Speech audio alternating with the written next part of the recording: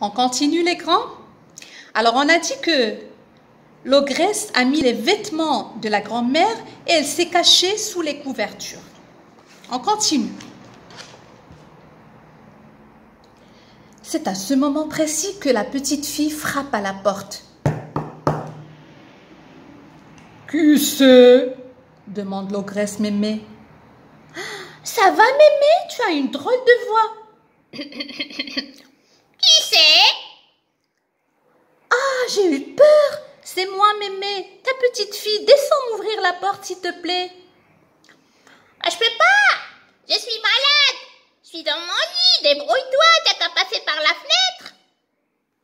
Mais c'est trop Mémé. Eh bien, tu n'as qu'à passer par le trou de la serrure. Oh, mais c'est trop petit Mémé.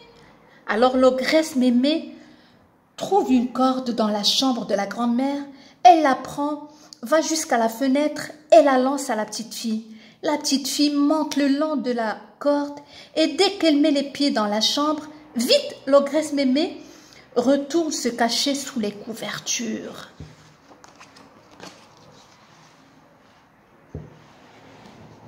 La petite fille lui demande aussitôt la poêle. La poêle? Et qu'est-ce que c'est que cette histoire de poêle? Tu vois bien qu'il va bientôt faire nuit. Et tu vas quand même pas rentrer chez ta maman à cette heure-ci? Non? Allez, on verra ça demain. Viens te coucher avec Mémé. Je vais te faire une petite place dans mon lit. Viens. Mémé, j'ai faim.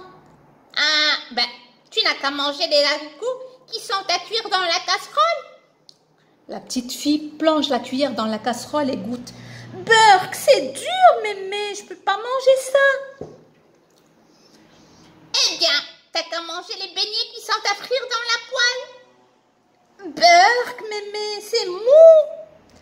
Bon, ben, tu mangeras bien demain parce qu'il n'y a rien d'autre. Allez, viens te coucher avec Mémé. Je te fais une petite place dans mon lit. Merci, Mémé, et bonne nuit. Bonne nuit, ma petite. J'attends qu'elle s'endorme, se dit l'ogresse, et je la mange.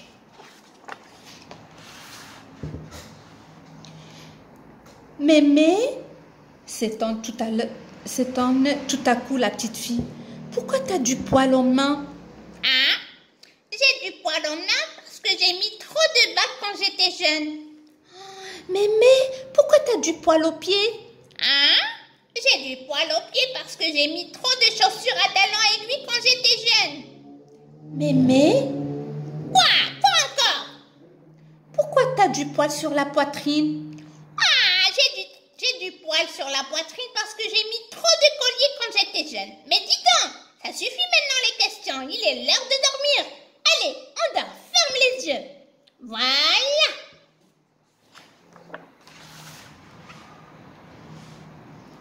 L'ogresse se retourne et la petite fille voit la queue poilue. Oh, du poil en main, ça peut arriver. Du poil aux pieds aussi. Moi, j'en ai d'ailleurs. Mais une grande queue poilue comme celle-ci, oh, ça j'en suis sûre, ma grand-mère, elle en a jamais eu. Oh, oh, cette femme-là, ce n'est pas ma grand-mère, c'est l'ogresse. Faut que je me sauve. Mémé? Oui, quoi? Qu'est-ce qu'il y a? Oh, je n'arrive pas à dormir. Il faut que j'aille faire pipi. Oh, mais tu vas quand même pas te relever maintenant, non? T'as qu'à faire pipi au lit, c'est pas grave ça.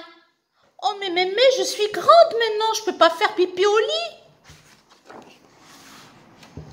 L'ogresse Mémé ne veut pas que la petite fille lui échappe.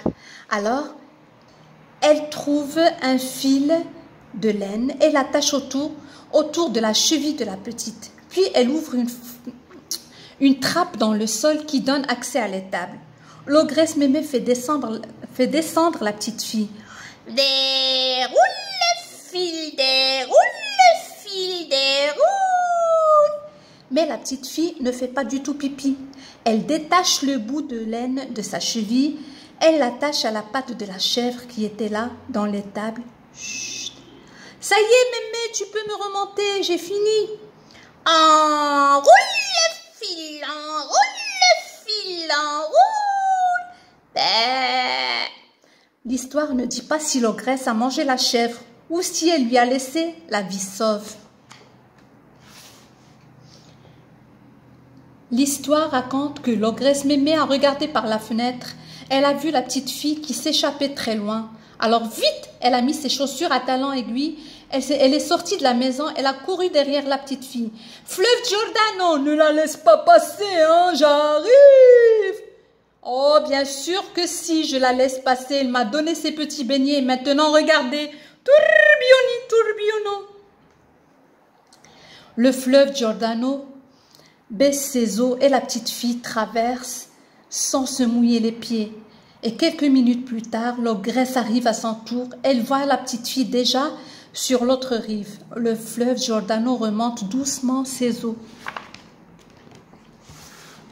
Alors vite, l'ogresse enlève ses chaussures à talons aiguilles. Elle les pose au bord du fleuve et trempe son gros doigt de pied dans l'eau. Ah! Fred à la quoi, c'est froid. Les eaux froides et glaciales du fleuve Giordano remontent jusqu'à ses genoux poilus, jusqu'à ses fesses poilues, jusqu'à sa poitrine poilue, jusqu'à sa bouche. L'ogresse ne savait pas nager, l'ogresse s'est noyée. Et la petite fille est rentrée chez elle, saine et sauve. Et sa maman lui a préparé les crêpes qu'elle voulait manger. Et depuis ce jour, on n'a plus entendu parler de la méchante ogresse.